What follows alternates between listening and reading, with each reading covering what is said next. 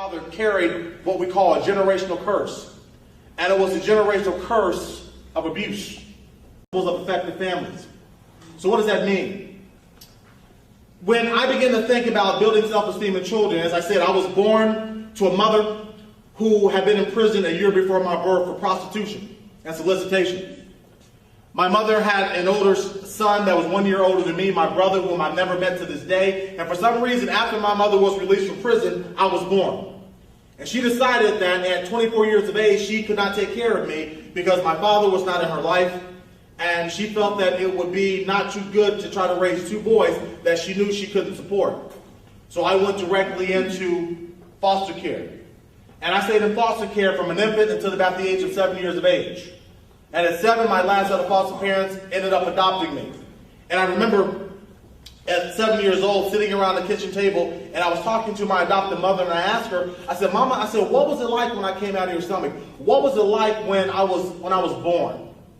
And my adopted mother and my adopted father both looked at each other, and that's when they told me that I wasn't their biological son.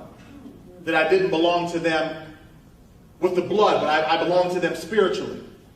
And both of my parents had been married previously. My father had been married, and he had lost his wife, and my mother had been married, and she had been divorced. And so when they got together, my father had one child, my mother had 5.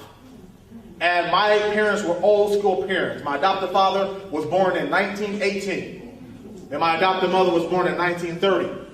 And they were old school traditional parents, which means that in those days, when you got out of line, Mama had this technique called barbecuing.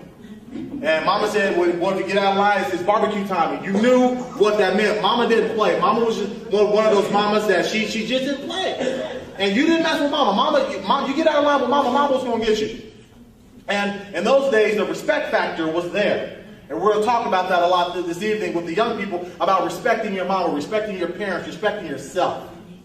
Because my mama would tell me things like, boy, I will slap you across a greasy floor and dare you to slide. I never understood how mama could do something like that, but mama was serious. I know mama was serious, man.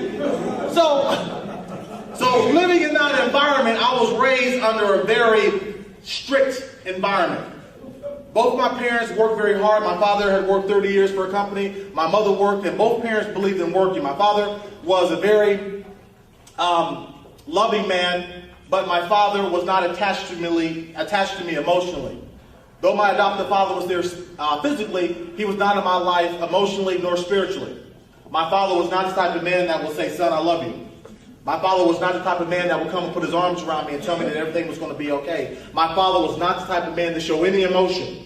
He was one of 9 children, born in 1918, coming down from Kentucky during the time of segregation, during the time of racism in the country, and he lived a very hard life, being in World War II, witnessing a lot of different things. My father just wasn't that type of man. And so there I was as a young man wondering to myself if I could ever build this relationship with my father, and wondering to myself why my real parents at some point in their life didn't want me. So there I am at 8 years old, knowing that maybe God had made a mistake by allowing me to be born. But I remember thinking to myself at that particular time that maybe it could get better. Maybe things were going to take a turn for the better. And I remember going to one school system, and I failed the 3rd grade. I wasn't a very good student in school. And I struggled with mathematics. I couldn't do the timetables. I couldn't carry the one. I wasn't very good in the math, and so they failed me. And they also failed me because once my parents told them that I was a foster child, once they told them that I was adopted, they said, oh, but we don't expect those children to succeed. He's expected to fail. He'll never be anything. You just have to understand that those children may never make it. So there I am at 8 years old, having someone tell me that I was less than everybody else. And my mother, though she was a very loving woman, though she was a very caring woman, my mother was the type of mother who had issues of her own. And both my mother and father carried what we call a generational curse. And it was a generational curse of abuse of affected families.